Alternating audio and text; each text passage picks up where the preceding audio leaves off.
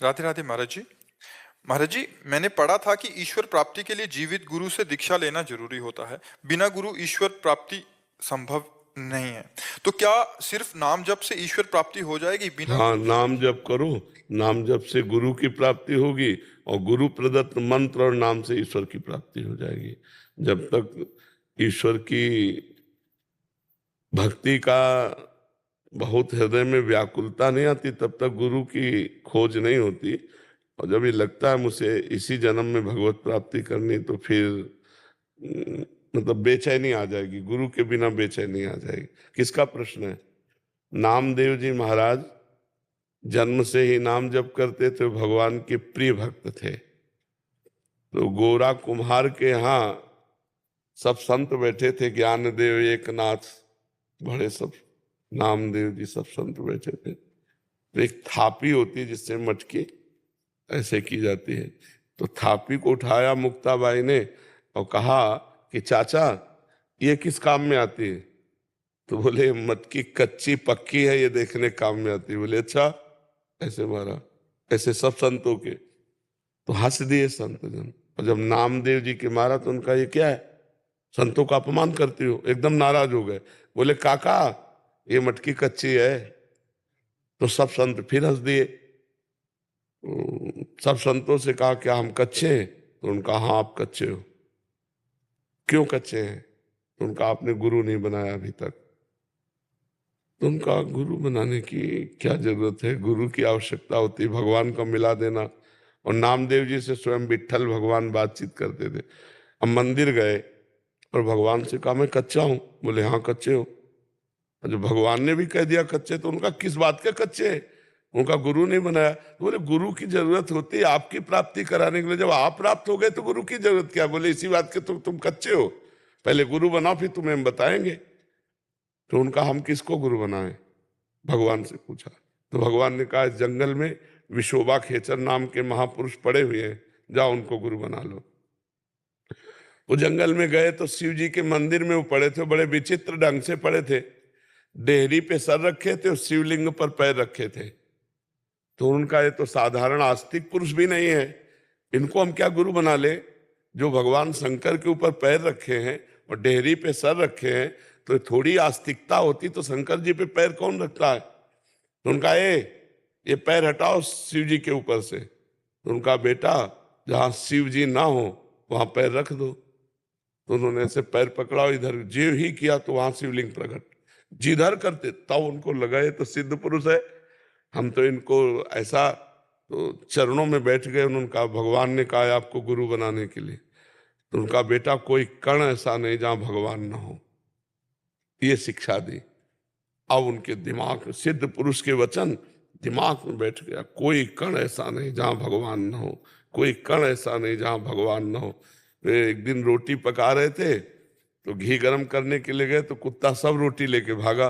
तो आप घी लेके जा रहे हैं, कोई कण ऐसा नहीं जहां भगवान न हो। तो कुत्ते में भी भगवान है। कहा प्रभु घी लगवा लो, सूखी मत खाओ। और कुत्ता खड़ा हो गया और ये नजदीक गए, घी चुपरने लगे। तो कुत्ते में फिर देखा तो विट्ठल भगवान, कुत्ते में विट्ठल भगवान। तो भगवान ने कहा देखा गुरु कृपा, मैं ही था मुक्ताबाई के रूप में, तो हमसे मंदिर में शिकायत करने आए थे। और आज जब गुरु कृपा हो गई तो कुत्ते में भगवान देख लिया। डंडा नहीं मारा कि हमारी सारी रोटी ले जा रहा है, नहीं, भगवान देख लिया। तो हमें लगता है गुरु कृपा के बिना तो भक्ति, ज्ञान, वैराग्य ये सिद्ध होना बड़ा मुश्किल है।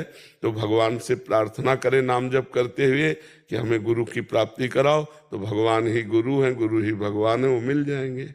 श्री हरिवंश महाराज जी। महाराज जी, गुरुजन और संत जन चरण स्पर्श नहीं कराते, खासकर स्त्री शरीर से भी। तो क्या चरण नहीं, स्पर्श स्त्री और पुरुष का बात नहीं, यहाँ आदेश है शास्त्रों का। सम्मानम कल्याति घोर गर्णम नीचापमानम सुधा, श्री राधा मुरलीधरो भज सखे वृंदावन मात्यज।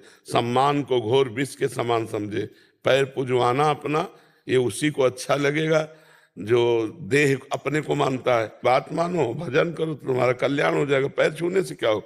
अगर पैर छूने से कल्याण हो तो एक बार हम पैर लगा के बैठ जाए, लेकिन इससे कुछ नहीं होगा जब तक आप भजन नहीं करोगे, आप अच्छे आचरण वाले नहीं बनोगे, आप हमारी बात नहीं मानोगे, तब तक बात नहीं होनी है। इसीलिए जो भगवत मार्ग के सच्चे महात्मा जन है, वो पैर पूजवाना, पैर छुआना, चंदन तिलक लगवाना, आरती करना, ये सब कभी किसी विशेष अवसर पर बात अलग है कि गुरु पूर्णिमा है आज चलो भाई दंडवत प्रणाम, ये सब बाहरी बातें। हमारी बात मानो, नाम जप करो, मंगल हो जाएगा। महाराज जी भजन तो शील नहीं होता ना। क्वेश्चन ये था कि अगर पैर छूते हैं तो जैसे भजन शील हो जाए, या हम हमारा भजन कोई ऐसे रखा है क्या कि तुम पैर छू के ले जाओगे? किसी के पैर छूने से बैंक बैलेंस का ट्रांसफर हो जाता है क्या अपने आप? जब तक वो ट्रांसफर नहीं करेगा है, ऐसे हो तो कोई जबरदस्ती लोग गिरा के चढ़ बैठे और पैर छू ले ऐसे ले। जब आप हमारी आज्ञा का पालन किए और आपको देखा कि बहुत तरह से विपरीतता आने पर भी आप डिगी नहीं, आप हमारी आज्ञा का पालन कर, हृदय शीतल हुआ, अब ट्रांसफर हो गया, अब ट्रांसफर हो गया। भजन में बैठे हैं, बात याद आ गई कि यार इतना इसको सताया, इतना इसको कष्ट दिया गया और ये अपने धर्म से नहीं हिला, अब ट्रांसफर हो गया। ऐसे नहीं कि पैर छू के ट्रांसफर करवा लो, कुछ दे देंगे जी। देखो इसमें कई बातें होती हैं। जैसे हम हर समय पवित्र रहते हैं, शरीर पवित्र, वस्त्र पवित्र। अब आप कितना पवित्रता का निर्वाह करते हैं? लघु शंका जाके कितना पवित्र होते हैं, शौच जाके कितना पवित्र होते हैं। आप हमें छू लिए तो बराबर हो गया ना। अब हमारे भजन में विक्षेप पहुंचेगा ना, ये पहली बात। दूसरी बात, शास्त्रों की आज्ञा है, ये सब नहीं कराना चाहिए। सबई मानप्रद आप अमानी, मान रहित होकर के रहना चाहिए। तीसरी बात, परमाणु है, आप किस विचार वाले हैं, कैसा चिंतन करते हैं, कितना भजन करते हैं, आप छुएंगे तो वो परमाणु हमारे अंदर आएंगे। तो इसलिए महाराज जी परमाणुओं का भी फर्क पड़ता है? बहुत बड़ा फर्क पड़ता है, तुरंत फर्क पड़ता है। जिस कपड़े में हम बैठते हैं उस कपड़े में बैठ के देखो तुम्हारा चिंतन क्या होता है, और उसी कपड़े में, एक कपड़े में जाओ गृहस्थी लोग भोग करते हैं, उस कपड़े में बैठ के देखो तुम्हारा चिंतन क्या होता है। अपने अपने स्थान का प्रभाव होता है। तो इसीलिए दूरी बना के रखी जाती है कि छुओ मत, आप अपने भजन में लगो, हमारी बात मानो, आपका अपना कल्याण होगा, हमको भी भजन करने दो। तो ये जो भजनानंदी संत जन है वो प्रायः नहीं छूते और न छूने देते हैं कि दूरी बना के रखो, आप अपना भजन करो, हम अपना भजन करें, हमारी बात मानो, तुम्हारा भी मंगल हो, हमारा भी मंगल हो। मेघा जी महाराज जी आपकी कृपा से वृंदावन वास मिला, शरणागति मिली, परंतु निरंतर प्रयास करने के बाद भी शास्त्रों के अनुसार कहे गए 5 महापाप मांस, मदिरा, द्रुत क्रीड़ा, व्यभिचार इत्यादि शरीर से जानकर हुए। इन्हें आपके समक्ष कबूल करके आपसे प्रार्थना है कि कोई प्रायश्चित बताएं महाराज जी, दंड दें। नहीं, हमारी प्रार्थना है कि सबसे बड़ा प्रायश्चित होता है अबलो नशानी अब ना नशे हो। पहला प्रायश्चित स्वीकार करो तो आगे के प्रायश्चित हम बताएं तुम्हें। पहला स्वीकार करो अबलो नशानी अब ना नशे हो। आज तक किया, कसम खाता हूं कि आज के बाद नहीं करूंगा।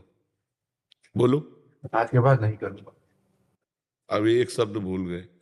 आज कसम खाता हूँ, आज के बाद नहीं करूंगा। नहीं करूंगा। सर्व पापों का प्रायश्चित पहले एक ये। दूसरा, भगवान से प्रार्थना करो कि भगवान मुझे इतनी सामर्थ्य दो कि मैं एक संत के आगे कसम खाया कभी मैं भूल न कर बैठूं। तीसरा, नाम जप करो। और चौथा, वृंदावन की परिक्रमा दो, दंडवती, एक परिक्रमा दंडवती दे दो, ठीक हो जाए। ठीक है महाराज जी, दंडवती परिक्रमा आपने बताई है, अगर वो एक ही दिन में करनी है या? नहीं, एक दिन में तो हो ही नहीं सकती ना, वो क्रम बाय क्रम होती है। जितना 2-3 दिन आराम आराम से लगाइए, और जितने में लगाइए तो उसको फिर आगे मत क्रॉस कीजिए। पीछे जा सकते हैं आप, आगे नहीं जा सकते। राइट में इष्ट देव है इसलिए थूक नहीं सकते, लघु शंका नहीं कर सकते। बाएं मार्ग में, लेफ्ट में ही कीजिए, और आगे नहीं जा सकते, पीछे लौट सकते कितना भी। तो ये कम से कम 7-8 दिन की साधना है, एक दिन में थोड़ी हो पाएगी। 13-14 किलोमीटर है, मतलब 1500 दंड बैठक जो मारता है, तो हम मान सकते हैं कि 2-4-6 किलोमीटर पहले पहले चल सकता, नहीं हाथ पैर धर जाएंगे आपके। कष्ट वाली साधना है ये, लेट लेट के, तो 7-8-10 दिन लग सकते हैं, आराम आराम से लगा लीजिए। महाराज जी कह रहे हैं कि इनका विवाह हो गया, फिर उन्होंने धर्म पत्नी का विवाह हो गया? नहीं, इनका विवाह हो गया, धर्म पत्नी है। हाँ ऐसे बोले। बट महाराज जी इनका दूसरा हो गया, वो आ गया है। इन्होंने छुपकर बांडीर वन में दूसरा कर लिया। नहीं, गलत है, ये गलत है। हर चीज को प्रायश्चित नहीं किए जाते, कुछ दंडनीय अपराध होते हैं। ऐसा कैसे? किसी को पाणी ग्रहण किया फिर दूसरी स्त्री से क्यों आप लगाव किए? हालांकि 7-8 साल पहले प्रेम प्रसंग हो गया था, जिसने तो आपने अपनी पत्नी को बताया पाणी ग्रहण करते समय कि मैं तुम्हें जब स्वीकार कर रहा हूं तो मेरी स्वीकृति एक लड़की है, तो फिर अपराध क्यों, दूसरे के साथ खिलवाड़ क्यों कर रहे हो? इसके लिए कोई प्रायश्चित नहीं, इसके लिए जलना होगा, इसका दंड भोगना होगा। अभी हाथ पैर जोड़ करके उसको, जो प्रथम पत्नी है, जो अभी पाणी ग्रहण संस्कार किया है, जिसके साथ, उसको पूरा सेवा सत्कार कीजिए, प्यार दीजिए और उससे प्रार्थना कीजिए कि हमारी ये पूर्व की गलती है, इसको सह लीजिए या क्षमा कर दीजिए। ये उसी से होगा, ये हमसे नहीं होगा। महाराज जी अगर ना बता पाए, और अगर उसको पता चला फिर, महाराज जी जो अभी दूसरी मेरी पत्नी है, वो अभी आध्यात्मिक की ओर चली गई हैं, निरंतर नाम जप कर रही हैं, वो भगवान की तरफ लग गई हैं। अगर उसका हृदय जल गया तुम्हारी इस क्रिया को जान करके या समझ करके, तो उसके लिए कोई प्रायश्चित नहीं, वो तुम्हें भोगना पड़ेगा समय आने पर।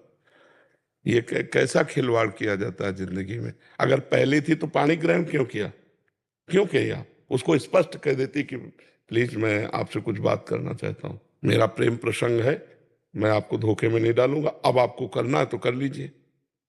अगर अपनी बात हम कह देते हैं, किसी से तो हमें दबने की बात नहीं रहेगी। अब उसको तो आपने स्वीकार कर लिया कि पत्नी रूप में, इसके बाद दूसरे से चरित्रहीनता, अब ठीक हो जाओ यार, नहीं बहुत दुर्गति होगी, बहुत दुर्गति होगी। इन सब आचरणों से कुछ नहीं रखा, भोग लिया, कुछ मिला क्या तुम्हें?